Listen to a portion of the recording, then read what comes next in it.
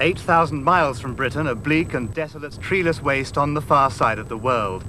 A place Her Majesty's Royal Marines already knew well, but were about to get to know a lot better. A place that was, despite their glorious past, to save them from possible extinction.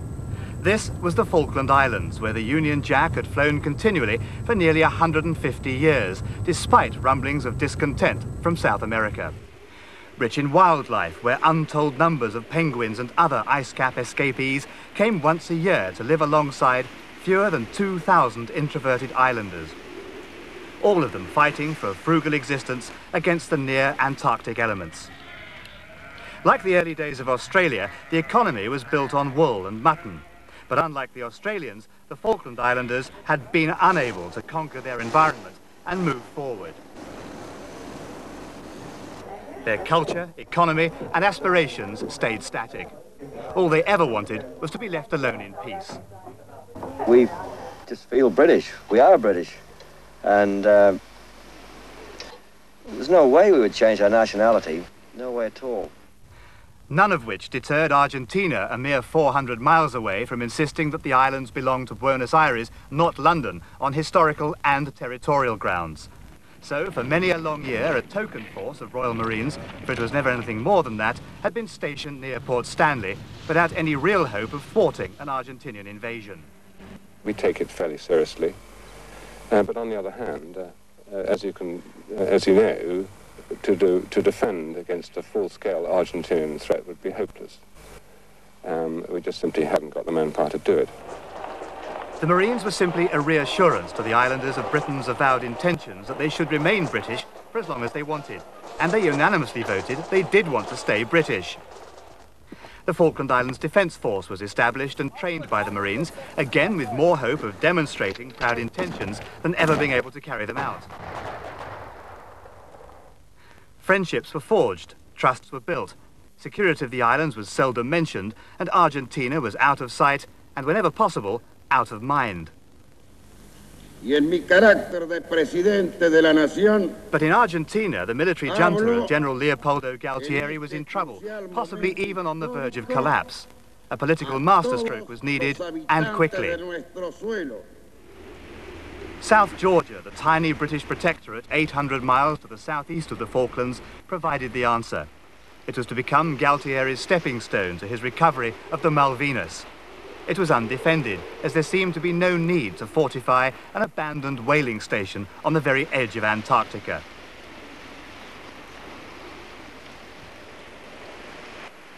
All that stood in the way was the aging Royal Navy guard ship Endurance, with a small detachment of Royal Marines on board. Buenos Aires gambled that a secret move onto South Georgia could not and would not be challenged by so insignificant an opposition. They were to be proved wrong on both counts.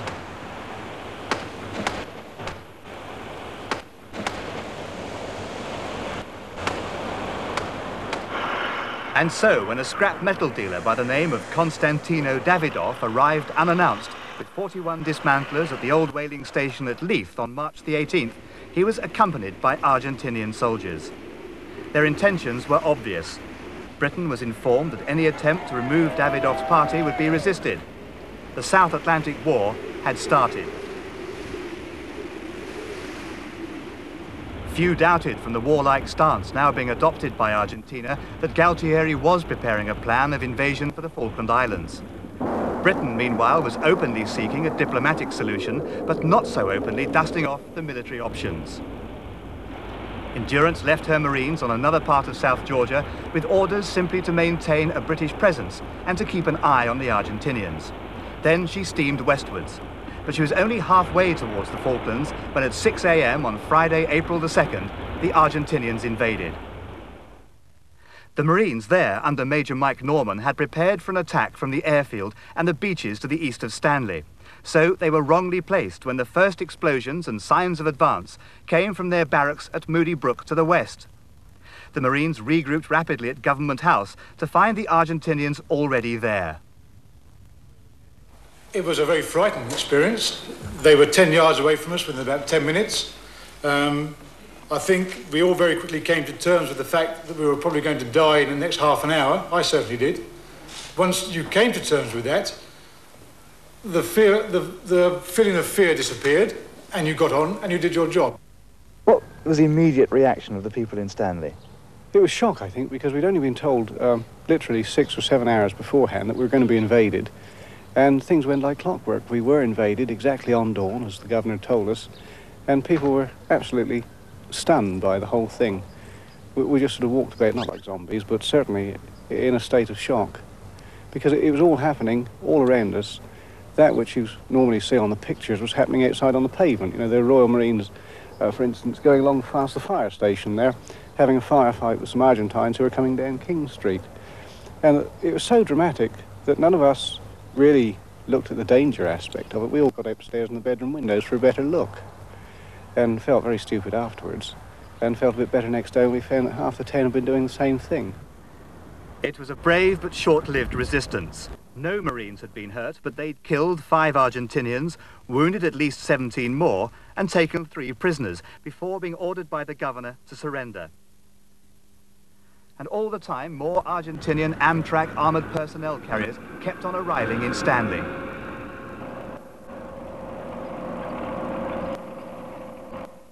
The governor, Rex Hunt, with an almost quaint British gesture of defiance, refused to shake hands with the deputy Argentinian commander, Admiral Carlos Busa.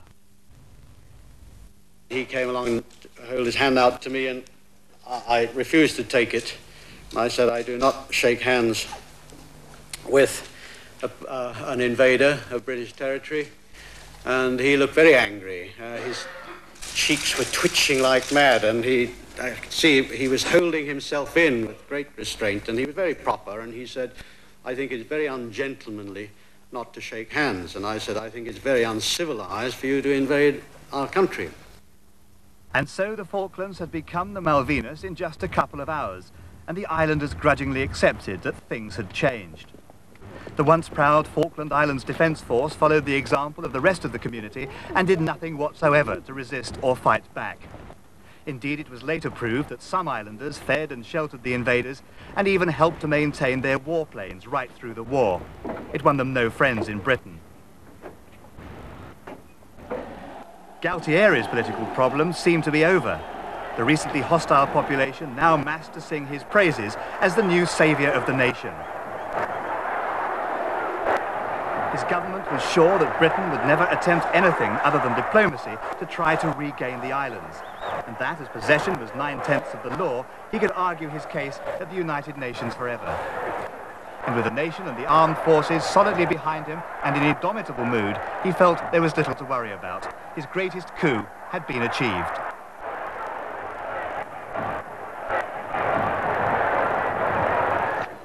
His opposite number in London saw things considerably differently. Now there was to be no more hiding the plans to keep the Falklands British by whatever means. Mrs. Thatcher's government was also aware that diplomacy had to be the first line of attack, no matter how useless a weapon it might prove to be.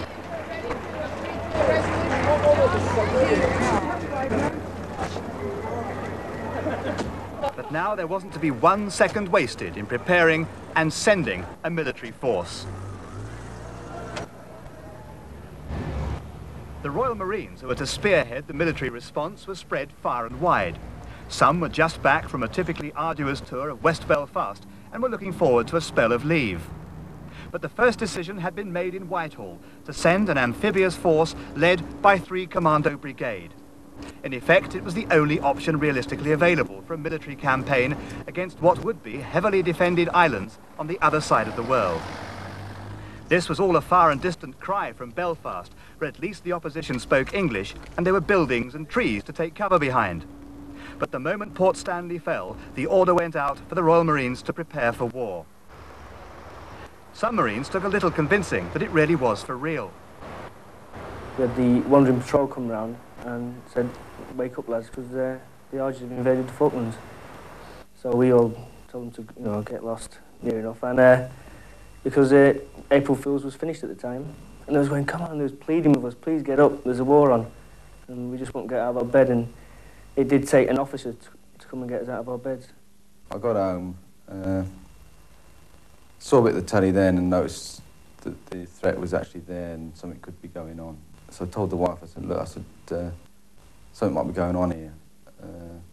could be going on onto a war system, or war footing with the Argentinians. She sort of laughed, you know, so I sort of shrugged off at the same time, thinking, well, it's going to be impossible, this.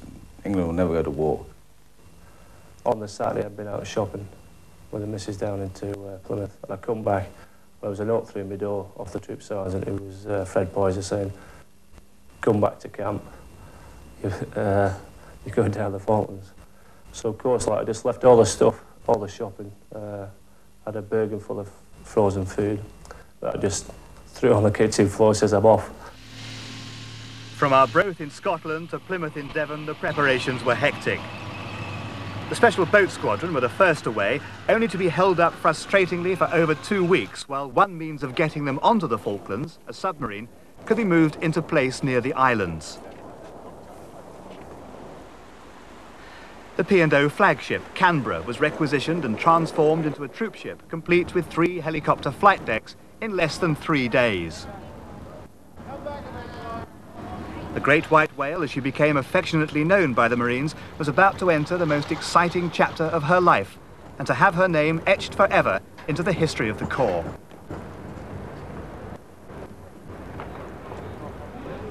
Three Commando Brigade was to be augmented by the 3rd Battalion of the Parachute Regiment, and they too were to sail south in Canberra, in an attempt to get the Marines and Paras to like and trust each other before the fighting started.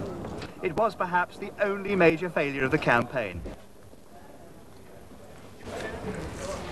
All roads led to Southampton, or Portsmouth, where the task force, as it was now dubbed, was getting ready for sea. Men and stores were crammed into ships of every shape and size. And in the rush to get going, a great deal of kit was put into the wrong ships. But that could all be sorted out later, said those in charge.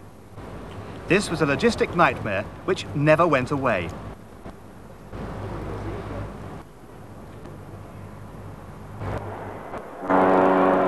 Then, just 3 days after the Argentinian invasion, the one sight that Galtieri believed his fellow countrymen would never see, let alone so soon.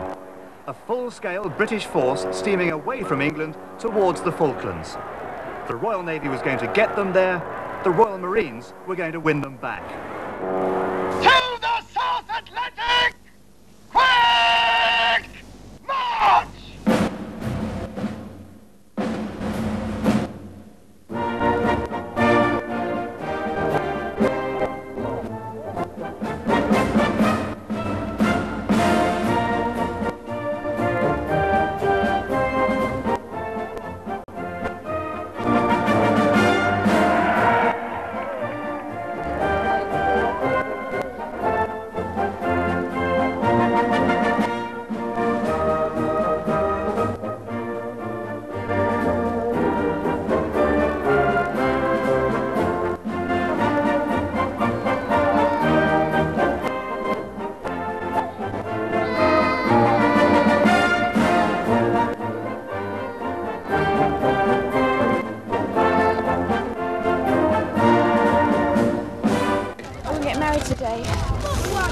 When did you find out you couldn't get married today? He phoned me on Friday and I had to cancel everything. I got everything, the flowers, everything. When will you get married now? Oh, I don't know, whenever he comes back. Let's just hope he does.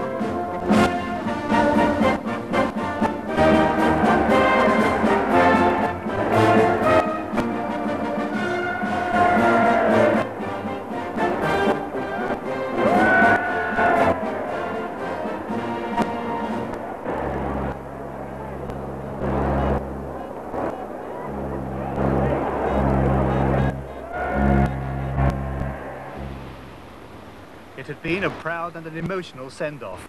3 Commando Brigade was spread out amongst dozens of ships, none of them steaming flat out for the Falklands, but almost painfully slowly nudging gently southwards. The truth was that at this time, no orders or plans for landing on the islands, let alone retaking them, had been discussed or finalised. The politicians hadn't yet decided what to do, and the military hadn't looked in detail at the dozens of options. But Lieutenant Keith Mills and his Royal Marines detachment from HMS Endurance had already proved, quite convincingly, what Britain's intentions were. Lieutenant Mills and his 21 men had been put ashore at Grytviken on South Georgia, 16 miles from the new Argentinian base at the whaling station of Leith. The Argentinians expected Endurance to order her Marines to surrender to the soldiers from Leith. Their base ship, the Bahia Paraiso, even helped Captain Nick Barker get in touch with the Marines, confident he'd tell them to give up without a fight. Grytviken, this is Endurance. I assume that you can hear me. Rules of engagement as stated earlier this morning. Defend if you are provoked. There should be no cause for confusion whatever. But while Endurance waited offshore, Lieutenant Mills was highly confused by a new ambiguous set of orders which could be interpreted in many different ways. He decided to fight for as long as possible, then lead his men into the mountains and try to continue a guerrilla campaign.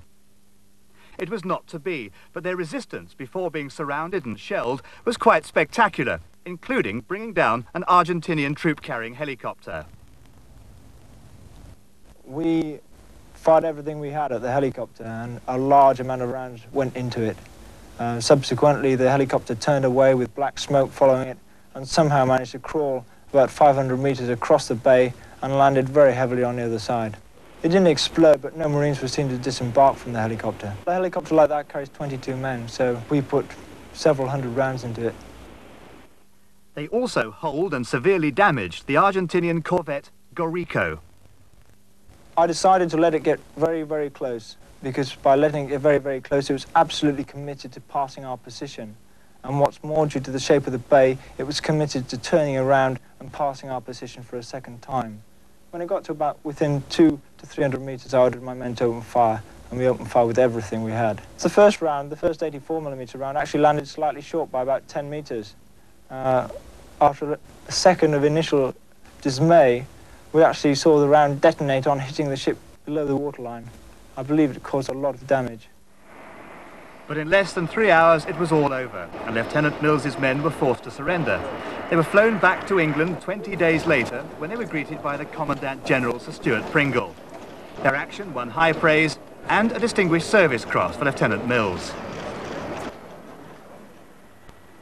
For the rest of the brigade, war seemed a million miles away. Instead of the freezing wastes of Antarctica, the task force was now in the tropics. Royal Marines pride themselves on never being far from peak fitness, and somehow it seemed a lot less arduous maintaining the standard aboard a luxury cruise liner in a sweltering 90 degrees. There was no real urgency yet about the daily routine. The diplomatic process was still being bounced around in London, Buenos Aires, and the United Nations. The military move south had slowed to a crawl. And after a workout on the flight deck, what better way to cool off than in one of Canberra's swimming pools? There was room for everyone and plenty of time to enjoy it. Sunbathing became almost a chore, although there were severe warnings about self-inflicted injuries if sunburn impeded efficiency. In the ship's restaurants, somehow the word mess seemed totally inadequate. Civilian P&O stewards waited on the fighting men with a choice of menu at each of the 3 main meals. The cuisine was far more in keeping with a luxury hotel than the cookhouse. And while the men endured their surroundings, more of the ship's company cleaned and scrubbed around them. They even made their beds for them and tidied up their cabins. If you had to go to war, this most certainly had to be the way. There was a civilian shop on board for all those little extras and luxuries that the quartermaster couldn't provide. And in the evenings, a sing-song, if for no other purpose than to remind each other what the real purpose of the trip was.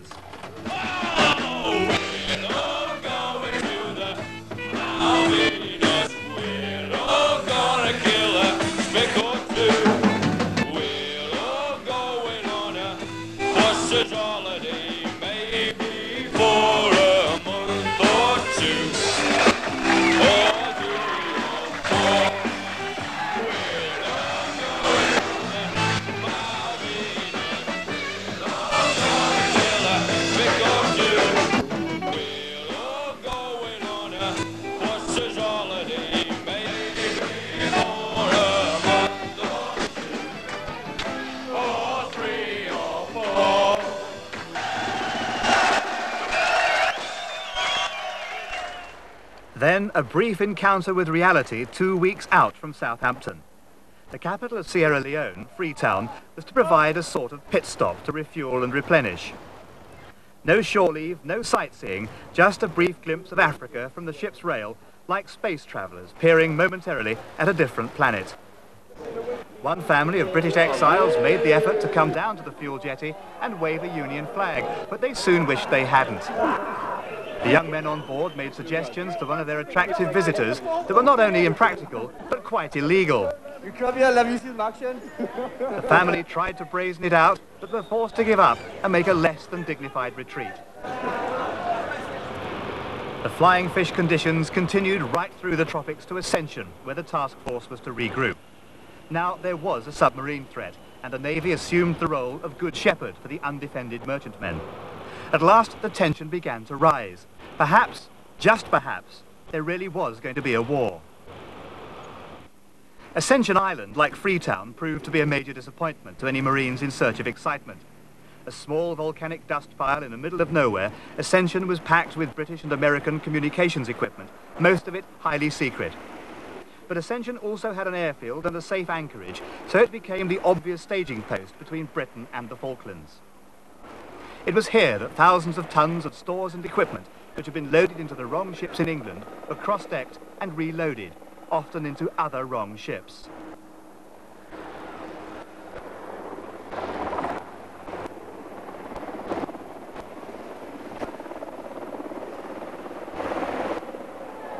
For 2 weeks, helicopters, landing craft, and the vast pontoon-like Mexi-floats plied endlessly to and fro between every ship in the task force, trying to unscramble the mess.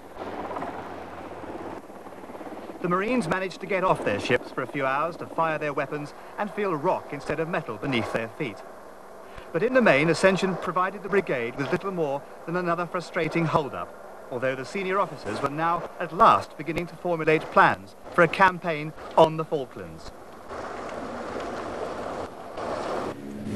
This was largely thanks to information which was coming back from the Special Boat Squadron, elements of which were now ashore and reporting from East Falkland. They'd been secretly inserted using their traditional methods, being brought close inshore by submarine or dropped from Hercules aircraft, exactly as they're seen doing here on a recent exercise. Any Marine can apply to join the squadron, but very few pass the rigorous selection procedure. If they do, they can expect 3 years working in some very strange places. They silently landed on the Falklands from rubber dinghies. Then their task was to stay hidden, yet to get close enough to the Argentinians to see what they were doing and in what strength. Discovery would have led to almost certain death. Later, they were to be told by radio what beaches had been chosen for the landings and then go and check them out. For obvious reasons, nearly all the work done by the SBS is at night and relies on covering a great deal of ground in a short space of time.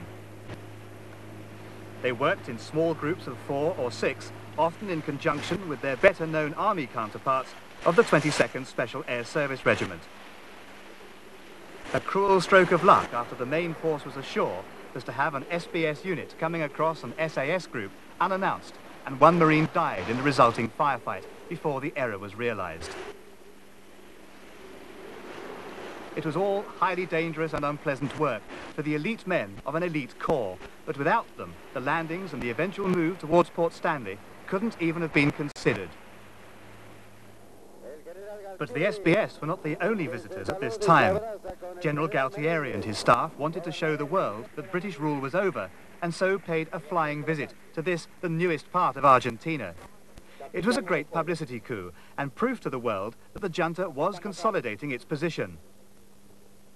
To British surprise, the SBS reported that far fewer armoured vehicles than had been expected were being ferried across to the islands, but there were far more men. 11,000 in fact, mostly conscripts, but nevertheless armed and for the time being very confident. They dug in around the islands and looked well-fed, well-equipped and in good spirits. At this time they, like a lot of people in Britain, still refused to believe that it could ever come to a shooting war. They made no impression on the Falkland Islanders, who still treated them with a blank, impassive air of disinterest which they'd perfected over many years. the supplies kept on coming in from the mainland by sea and the air bridge to Stanley Airport. This was despite a massive operation by the RAF, as the runway stayed open throughout the war, as the Vulcan bombers had only managed to hit the strip with one bomb out of 63 dropped.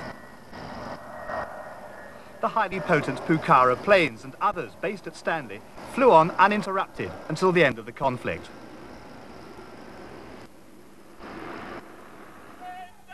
For 3 Commando brigades still basking in the tropics, life was far more pleasant. A sports day was organised on board Canberra, coincidentally on the day after she'd slipped quietly away from Ascension. Thoughts were far more about inter-unit pride and prowess than the fact that there was now nothing but a lot of sea between them and the Falklands.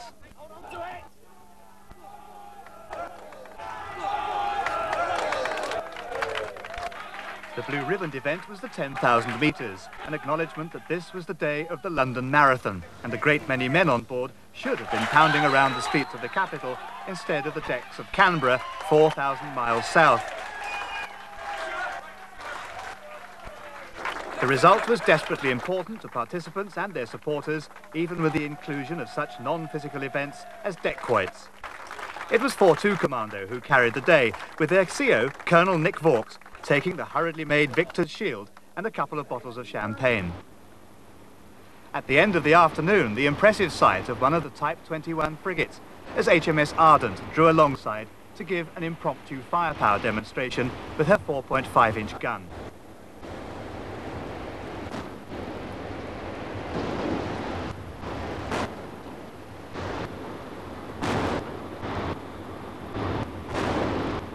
It was a heartening and a reassuring sight, with the ships now well into the South Atlantic and the possibility of contact with the Argentinian Navy and Air Force increasing by the hour. This morale-boosting sight would have had a very different effect if the onlookers had realised the proud little ship was a fortnight later to be hit by 12 Argentinian bombs in Falklands Sound and sink with 24 of her crew dead. But the mood had changed dramatically since leaving Ascension. The drinking stopped, and then it was get all the kit sorted out, so it was more or less, this is getting a bit serious now, so we'll stop playing, because up until Ascension we never believed we'd really go in. And when they said, you know, hang around for 2 weeks at Ascension, we were really pissed off then, because 2 weeks wasted, they were fortifying the place and everything. So, you know, when they said go, that was it. Press button and stand back. They tried to keep us as best informed as they could, but it was all pretty mundane stuff. UN talks falling over again and again, etc., and people storming out and not wanting to know, and people pushing for an invasion, people pushing against an invasion, and we were the sort of pigs in the middle, really.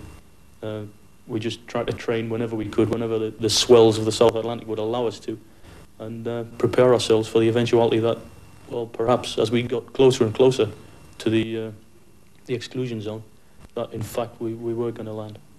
And it wasn't until approaching the exclusion zone, I think, that the realisation dawned, and you found your pockets full of grenades and things instead of bars of nutty and this sort of thing. Now the training had an extra edge to it. The weapons which had been brought out at Ascension were tried and tested again and again. The infantryman's life in battle centres on his weapons. For the Marines, that meant the general-purpose machine gun, the Sterling submachine gun, and the basic self-loading rifle. These were the weapons that would win or lose any war which was to follow. Physical training was now no longer regarded as a boring nuisance. Each man knew his life could depend on his stamina.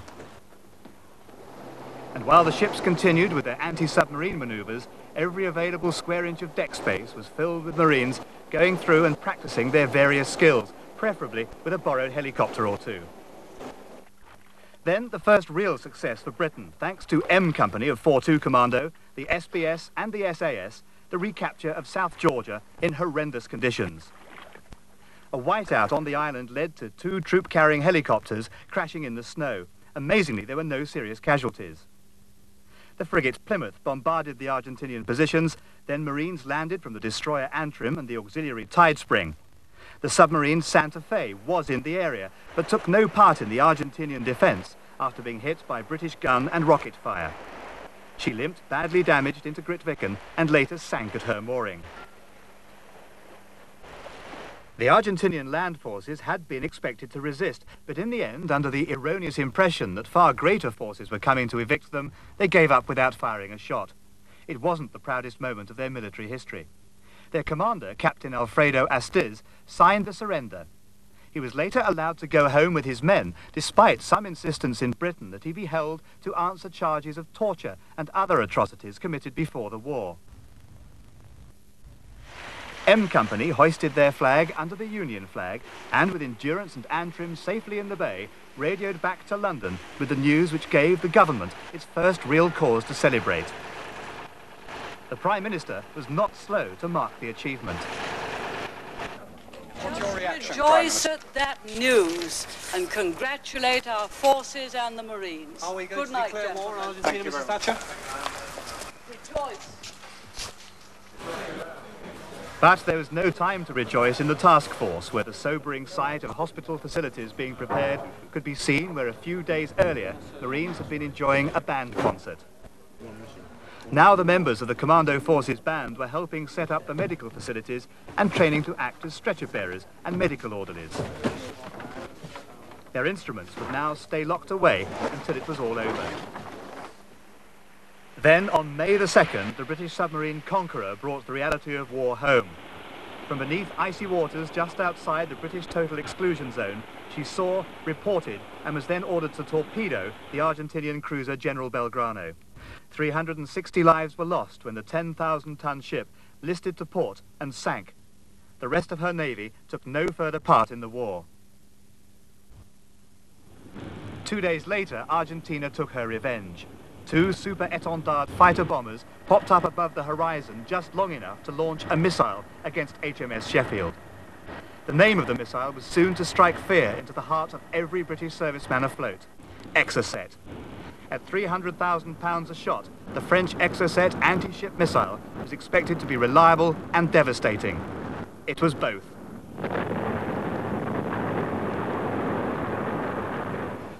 The Marines in Hermes saw their first casualties coming aboard from the still burning hulk of one of Britain's newest and most sophisticated warships. The burnt-out destroyer was to stay afloat for 6 more days before sinking, but already the questions were coming. How could it have happened?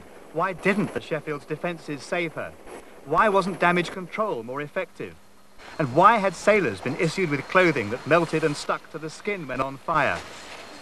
The death of the Sheffield did nothing for morale, but it did a great deal for determination. The Milan anti-tank missile, the Marines now decided, could be put to other uses. If the Argentinians didn't provide tanks to fire at, the British realised that this wire-guided weapon could be used to terrible effect against stubbornly resisting trenches. The 66mm anti-tank missile launcher would also offer a defensive advantage in the forthcoming battles. But on the way south, the 66 was appreciated by both spectators and operators. Lectures on when and where to use the weapons were now eagerly attended. And there was an insatiable appetite for any information about the Falklands and their environment. Then these twin peaks of twin sisters. But before the brigade could start its work, air superiority had to be achieved. With no big jets like Phantoms or Tornadoes available, the responsibility rested solely on the Harriers. Bombing enemy positions would be one role, but far more vital was to be the outcome of dogfights against Argentinian fighters. The versatile Harriers and their Sidewinder missiles gave the British what was to be perhaps the most important advantage of the war. The Argentinian garrison at Port Stanley woke one morning to find the Harriers announcing that the British task force was now very close.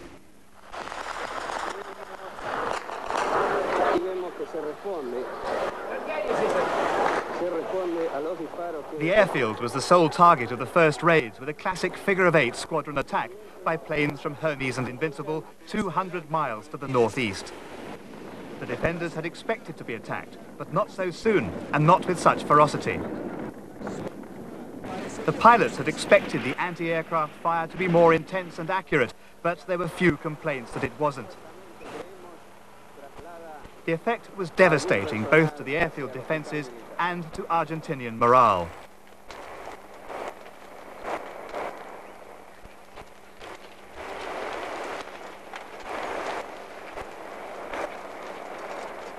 But the Argentinians fooled British intelligence by putting mud on the runway to look like bomb craters from previous Vulcan raids.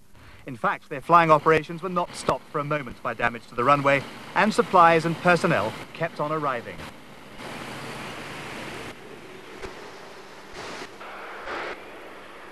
The task force was now poised on the brink of an amphibious assault.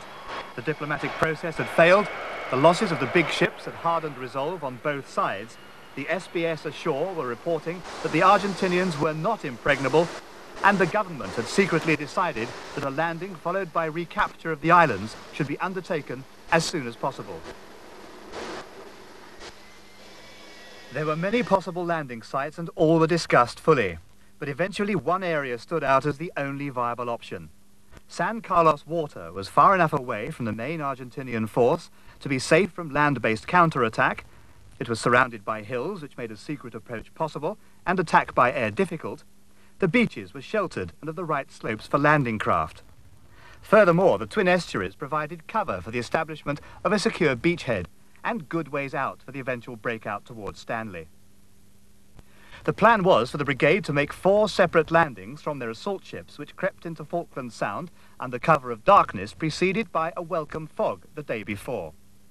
This was May the 21st, 1982, a date no Marine who was there would ever forget. The Navy had kept its promise and delivered 3 Commando Brigade to exactly where it wanted to be. 40 Commando were to be the first ashore by landing craft, or LCU, from HMS Fearless. Their objective, the beach at Bonners Bay, codenamed after the colour of the unit's identifying shoulder lanyard, Blue Beach 1. 4-5 Commando from the Royal Fleet Auxiliary Stromness were to land across the water at the old refrigeration plant at Ajax Bay, Red Beach 1.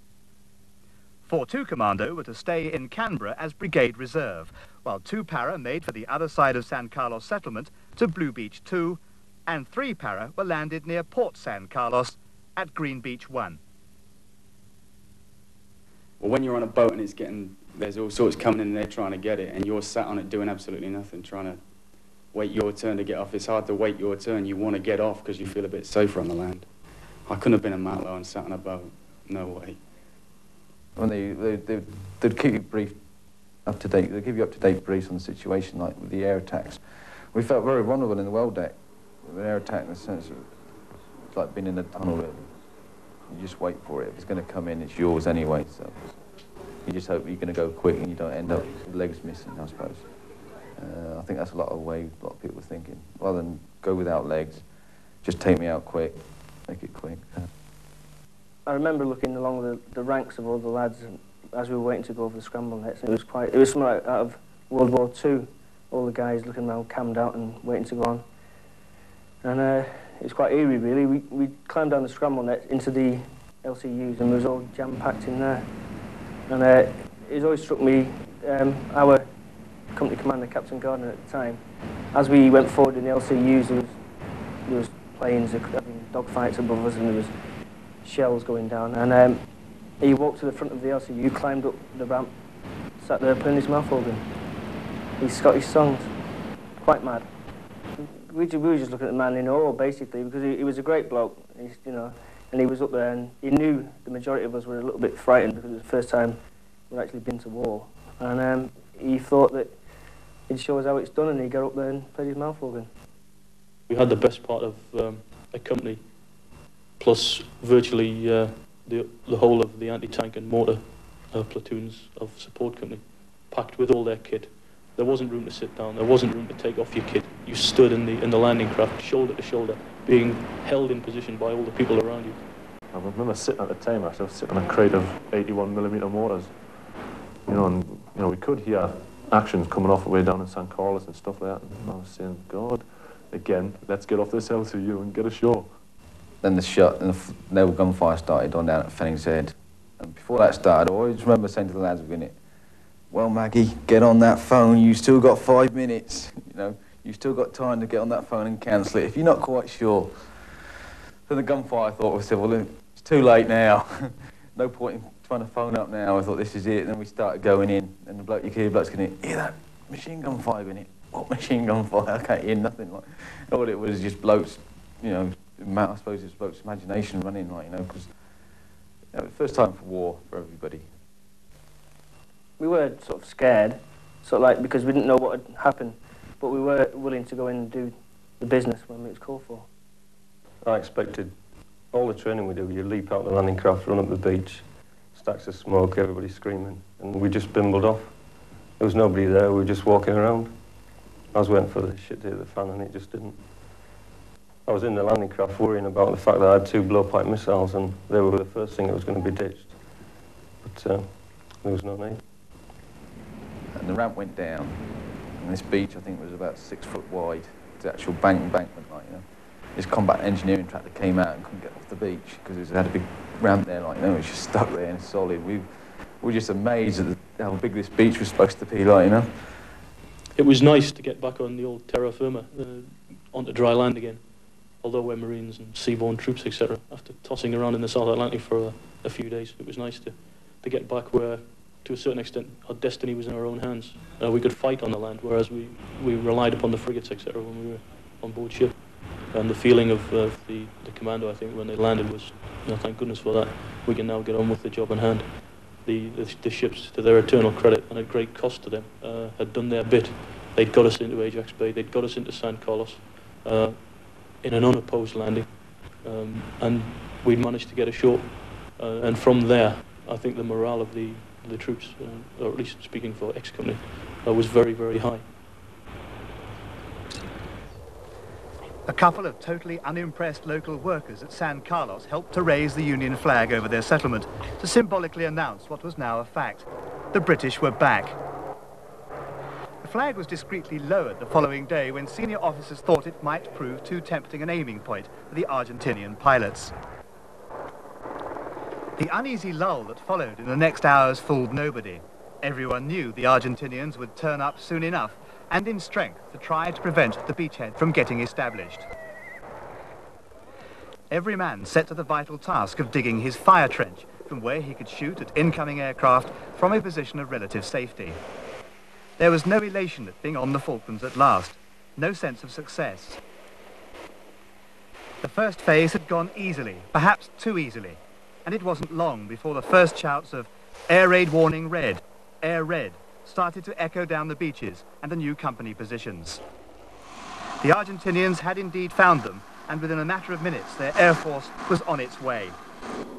The ships huddled against the hills, but the Harriers were not there to protect them. And the Rapier air defence batteries were ashore, but not yet operationally ready for what was about to happen. So we just sat on the top of the crest line, watching out, and we also had an excellent view of Bomb Alley, all the ships being formed up. Basically, there's an early warning for the aircraft coming in, so we could at least report back to give the lads who were actually digging at San Carlos some type of defence before everything come in. I can remember most of us spotted 7 or 8 Skyhawks and Mirages. They used to come in from all directions and form up in the Outer Verde. It was like a big base, and they all used to meet up there, and then they'd shoot off down towards Bomb Alley. The courage and skill of the Argentinian pilots were beyond doubt. Even Marines who were trying their hardest to kill them held them in awe and respect. Time and again, the planes would return, defying everything the ships and the troops could throw at them. Their orders were to go for the warships, which was good news for the Canberra and the other merchant ships. The promised British air superiority became a joke among the Marines, as wave after wave of Skyhawks and Mirages ran the gauntlet up and down Bomb Alley as San Carlos water became known. Sit on your top of your shell scrape, see the Mirages and Skyhawks coming in, like, you know, the ones that wouldn't make it, you know, disappear, blown to pieces, like, round of applause. You get the odd sneaky one that would come in, try a quick one at the lads on the land, and of course we had the Skyhawk one, which got Andrews. And I saw the Skyhawks coming in, and I saw Charlie Company. All their lads were actually sat out cooking a tea, like cooking their meal. I just turned around, I saw this Skyhawk coming up, and I could see the red flashes. The 30-yard cannon is firing. I just shouted, "Aircraft," and that was it. We all scuffled in, just like rats climbing to holes. All scuffed down the cover. Heard the bombs, explosions, missiles trying to catch the aircraft that just gone over the top of us, trying to catch them up. It was chaos, really. Everybody was just running around like headless chickens. because it took us completely by surprise, the first air raid. I got a message on the radio, I passed it to the post, and the aircraft had gone by the time they'd picked the equipment up. It was so fast. And they kept doing that day after day. Yeah. And things got a lot better. Oh yeah, we got it word off in the end. In the end, what was it like? The first missile I saw fired, which didn't do my morale any good, landed about 50 metres away from 4-5's mortar troop.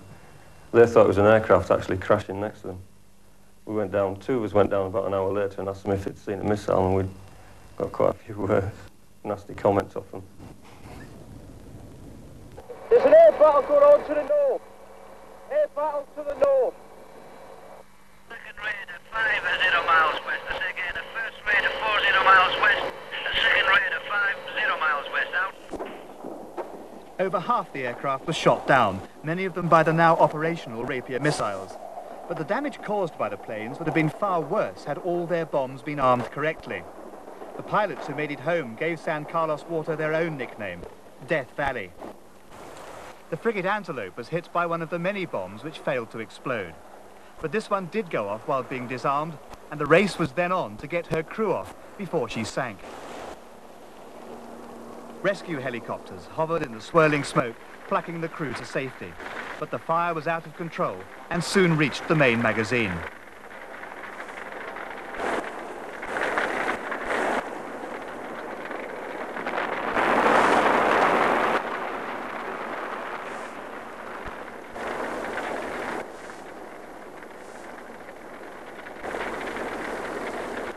The following morning, her back broken, the little ship burned out and then sank.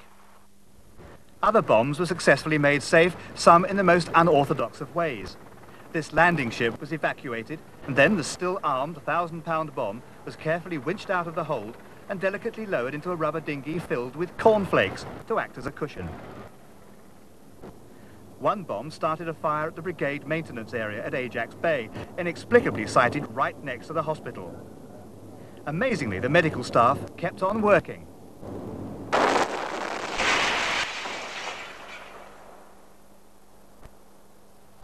More disastrous was the sinking of the container ship Atlantic Conveyor with hundreds of tons of stores for the brigade. Most serious losses from the ship were 5 massive Chinook helicopters. Just this one was left.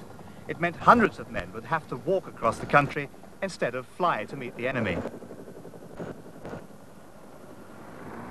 The decision to land at San Carlos proved to be the right one, inasmuch that no amount of attention from the Argentinian Air Force could prevent the British from gaining a cast-iron foothold. So, with men, equipment, and the brigade headquarters now ashore, the breakout eastwards could now be started. First to move were 2 para under the irrepressible Lieutenant Colonel H. Jones, who had an alarming habit of moving too far ahead for his own good on exercise, and thereby getting knocked out of the game. 2 para's victory and Jones's death at Goose Green were to be the first and most memorable actions of the campaign on the Falklands. It would be fair to say that after Goose Green, nobody in the task force, or indeed Britain, seriously doubted that a military victory over Argentina could and would be achieved. Goose Green proved that a conscript army could never match professional volunteers, and that British morale, already high, would keep rising, while Argentina hourly had to face the stronger prospect of humiliation and defeat.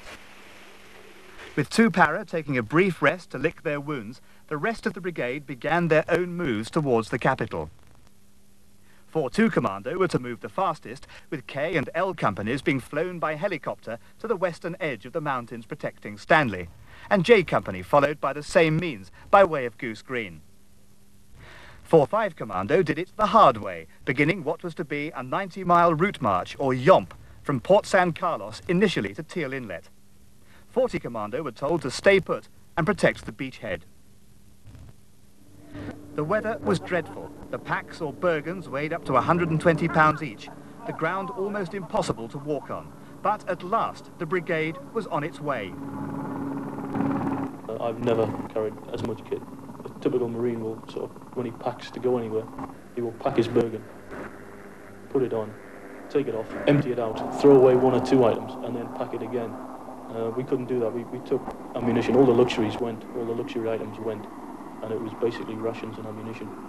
And we had a lot of initially a lot of sprains and twists, simply not due to unfitness or bad ground. It was simply due to the phenomenal weight that the guys were carrying. And as you know, the slog out of San Carlos is uphill initially, and the track isn't the best of tracks. And it was hard work, very hard work indeed. And all the time there was the threat of air attack. So you had to constantly be alert, as well as putting one foot in front of the other with these phenomenal weights we were carrying. I thought morale itself was quite high, but you had an urge just to get that Bergen off your back and rest. That's a great feeling, what everybody thought. When yomping, you do your 10 minutes stop every hour. Of course, you know, I've seen blokes just sort of wouldn't take the Bergens off. It's too much of an effort to put them back on again. You know, about sitting down and having to stand up again. It was a problem. Because we had actually been yomping for a fair bit, and then we got told, right, rest, there's choppers coming. Because this is a sort of an old thing with 4 or 5 now, there's choppers on the way, and you never get there, you know. And of course, you know, right, the choppers aren't coming, we're moving again. And we yomped all the way through that night, following this long barrier fence, you know, just a great big long fence, a good 5 or 6 kilometres long. And that was quite horrendous, you know.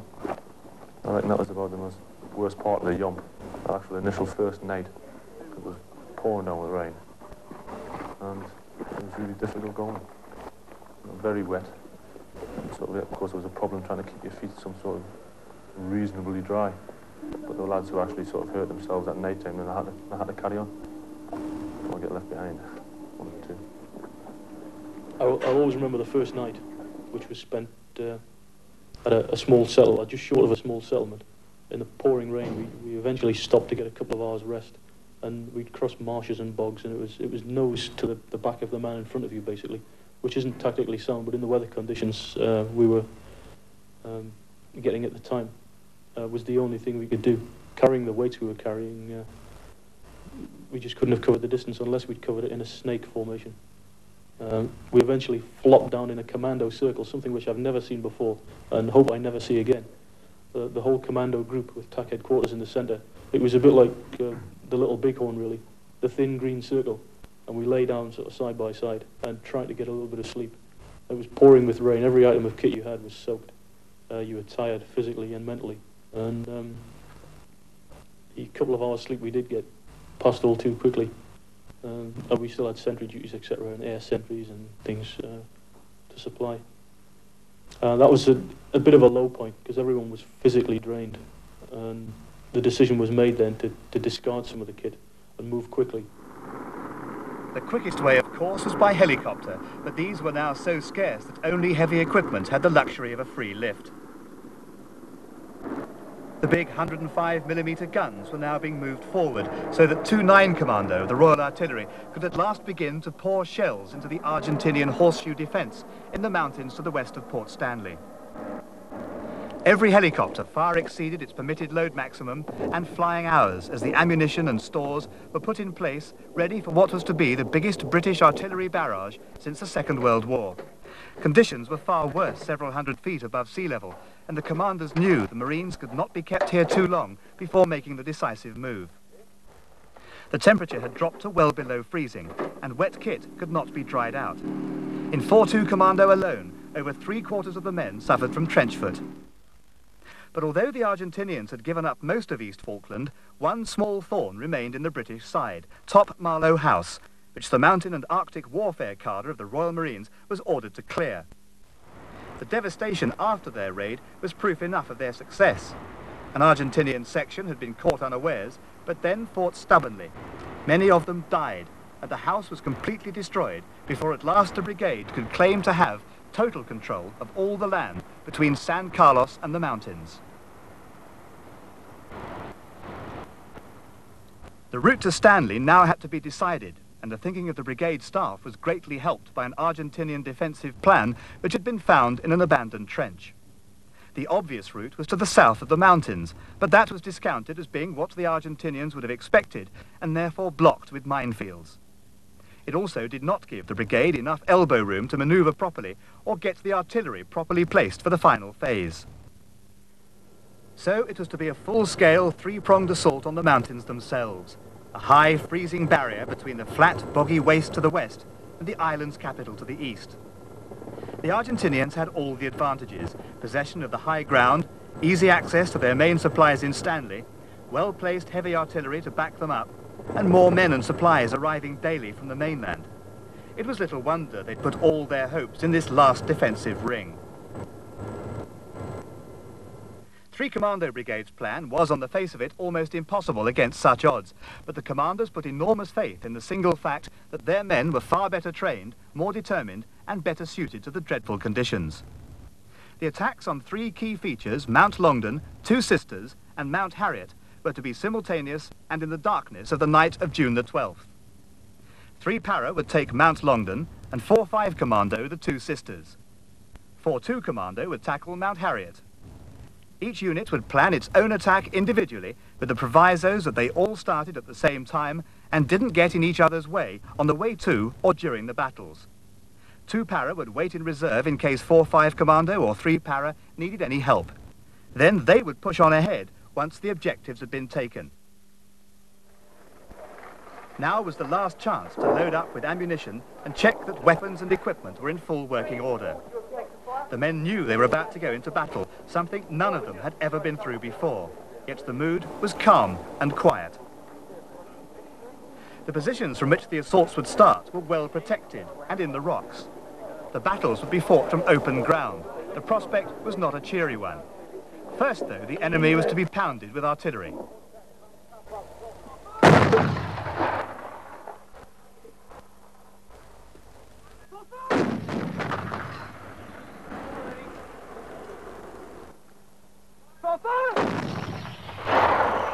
Correct.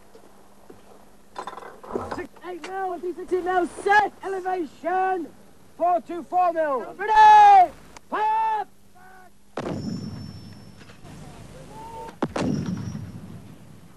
Back.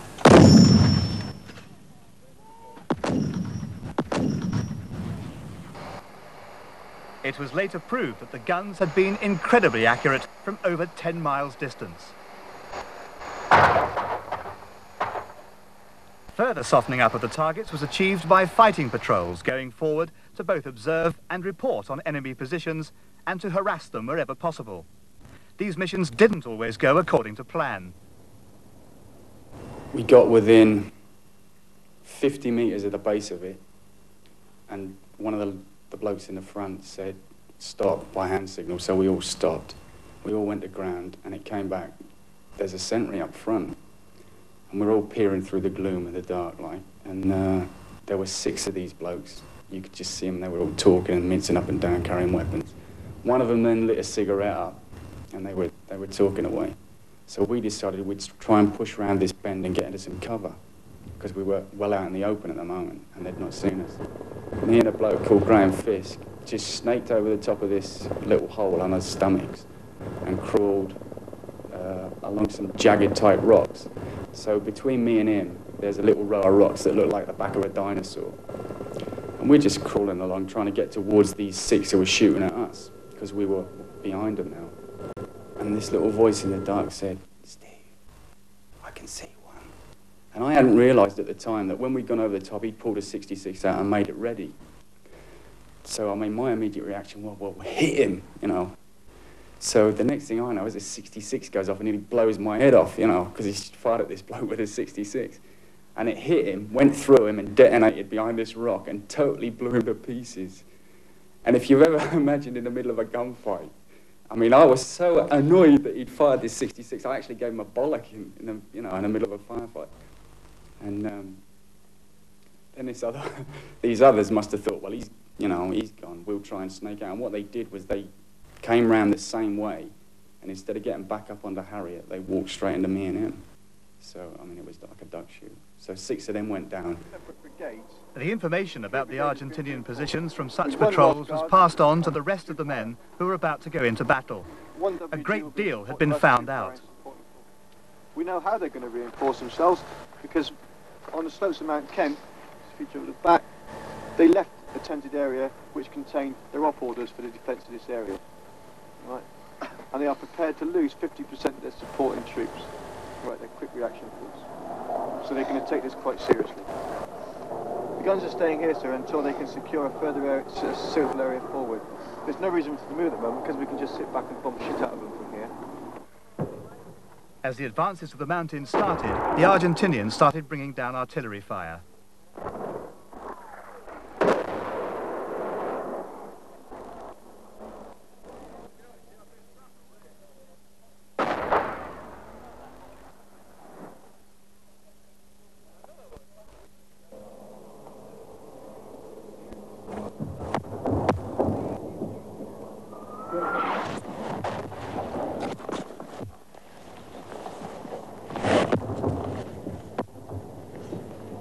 The British advance was not held up, and every unit was in position on time for the start of the battle for the mountains, and indeed for the Falklands themselves. There's a lot of things you wanted to say, and you didn't have time. You wanted to go and shake the hand of every man in your troop. You wanted to have a word with the other troop sergeants and say, you know, good luck, because we wouldn't see each other again until after the battle, if everything had gone well. But there wasn't time.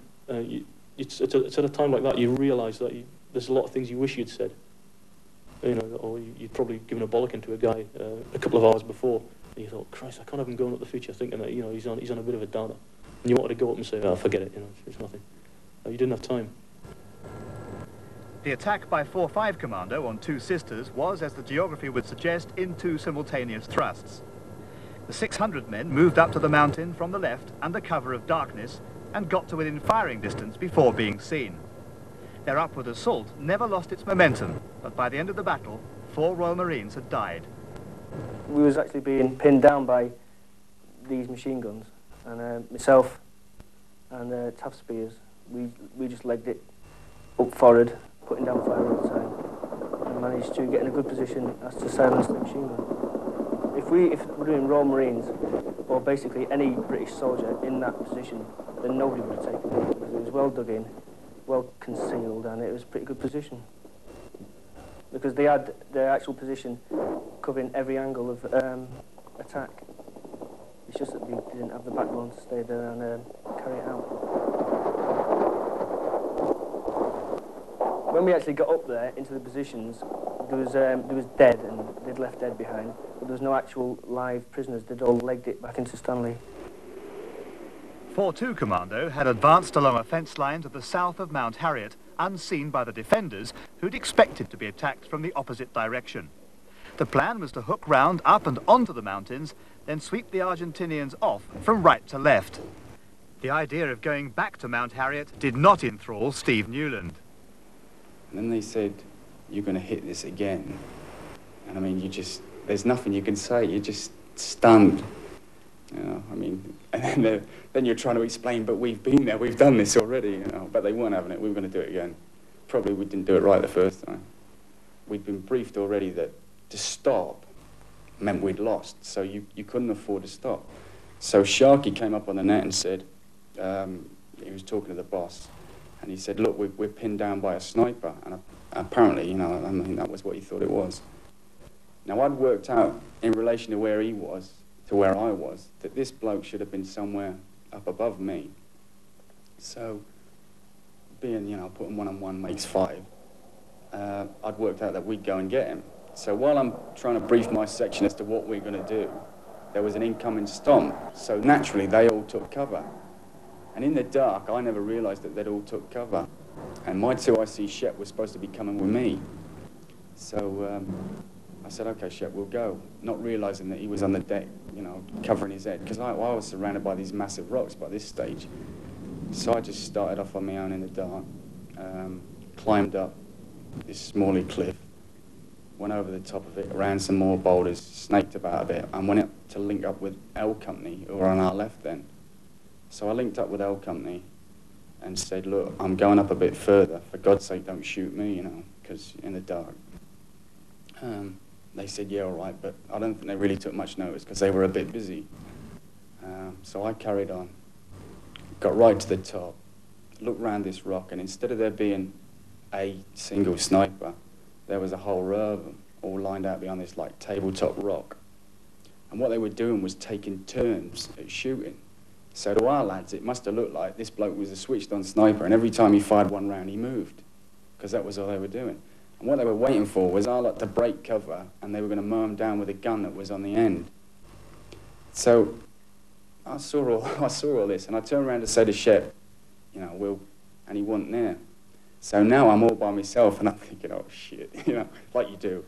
And I could see about 13 bodies. Now apparently the rest of them were around the corner, but I couldn't see them. So I thought, well, you're up here now. You can't, there's nowhere to go. You can't go back down because you'll mix it with L Company. You can't go across because you don't know what's up there. So your only way out is to hit them. So by this time, Sharky's, you know, what you're doing about it? And I said, well, this is what I've got, and this is what I'm going to do. And he said, okay. So I then just took out the 2 grenades that I had left, changed mags, got a fresh mag ready. I put the FOSS grenade went first, and it went at the people, and then the HE grenade went to the gun. And when I just peered around the corner, the FOSS had worked a fair bit, and the gun had been decimated, and the 2 blokes who were up, they'd gone. And then as soon as they'd gone off, I just walked around the corner and fired at anything that moved. It got 3 rounds. Then Sharky came up and said, they're giving up, but we're going to put 266s in to make sure. And because it might have been another one of these smally traps, like. So I'm in here now, and I'm thinking, hang on a minute, like. So I said, wait out, and I'll get out. And as I ran out and dived in this little hole, I just said, let it go, and 266s whistled in. And he said, you know, it's clear. Can you go back to where you were and make sure that they don't get out the back? Because the ones that I couldn't see were still alive, you see. And as I went back round this corner, one of these blokes that I'd hit him about here, and he'd spun and gone down, but he wasn't dead. And as I walked round the corner, he just squeezed a burst from an FN and took me in both legs. He then died rather suddenly because I was a bit upset then. I got out, sat down, dropped my weapon, looked down at both legs, and in the dark you can't tell which is the worst one. So I pulled out the one first field dressing that I had left. And then you're trying to make a command decision now. Which one do I bandage, you know? Because I couldn't tell in the dark. They both were hurt. And I ditched the first field dressing in temper because I didn't know which one to do it on. And I thought, right, I'll sit here and wait for Sharky. So I got on the radio again and said, Sharks, can you get to me? And he said, yeah, sure, I'll be there in a minute. I'm just taking some prisoners.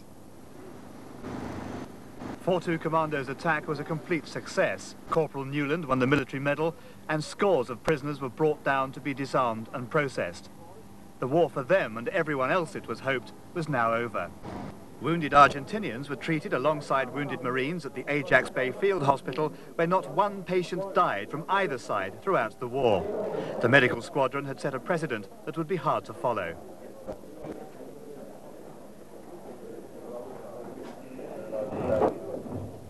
At last, the victorious Marines could see their objective, Port Stanley.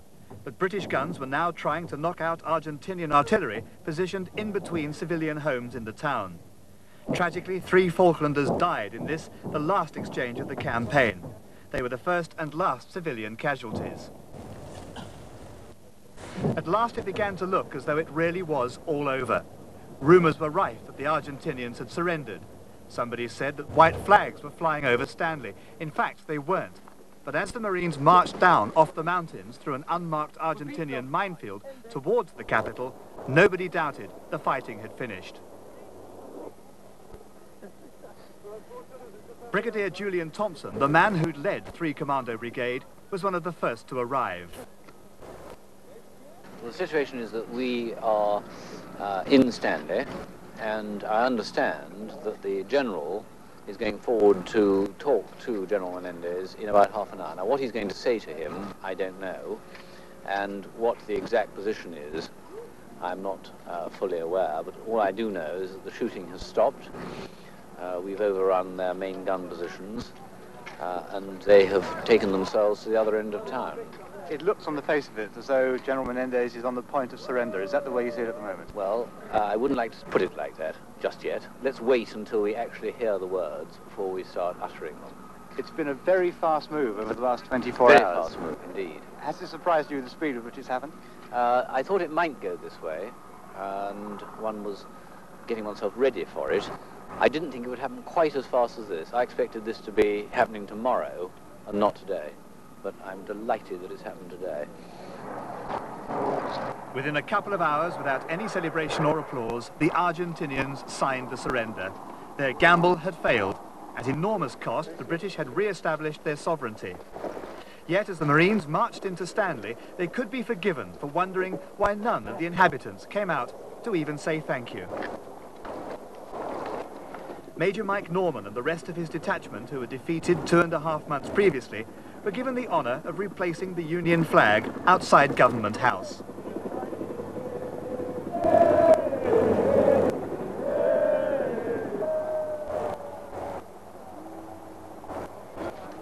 The vanquished in the ultimate gesture of defeat, the laying down of arms before their conquerors. The beaten army, like the Marines, seemed to have little energy left for emotion. It was all over, and everyone, it seemed, was glad to be soon going home. Some, though, took it harder than others. It was an inglorious, pitiful wait for the Argentinians, knowing there would be no welcome for them when they got back. To make matters worse for them, their meagre rations were on the point of running out.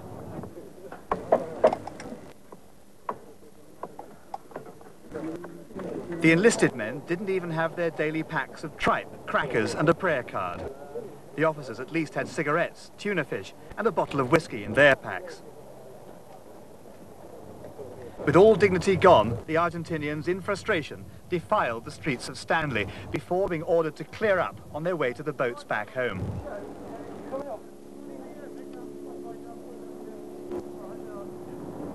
Their adventure was over. The world had witnessed Britain's response to their attempt to take the Falklands by force. It was the end to their ambitions and their credibility. But worst of all, they'd lost face. So it was the end, too, for General Galtieri's military junta. The Royal Marines left for home in somewhat happier mood. In reality, being honest with yourself, I mean, that's what you joined up for, really. I don't know if someone's gung-ho and stuff like that, but I mean, that's exactly what you joined up for. And it came your way, so, you were lucky. I equate it to being like a guard dog, and you're always chained up. Then one day they unchain you. That's it. That's what you do. Oh, I'll have a few stories when I get nice and old. But I am glad I went down there, and I'm glad for what the Corps did. The Corps did quite well down there. And it's given a lot of blokes experience of actually being under fire. And we need that in the Corps, because that's our job, sorting out little wars, or big ones.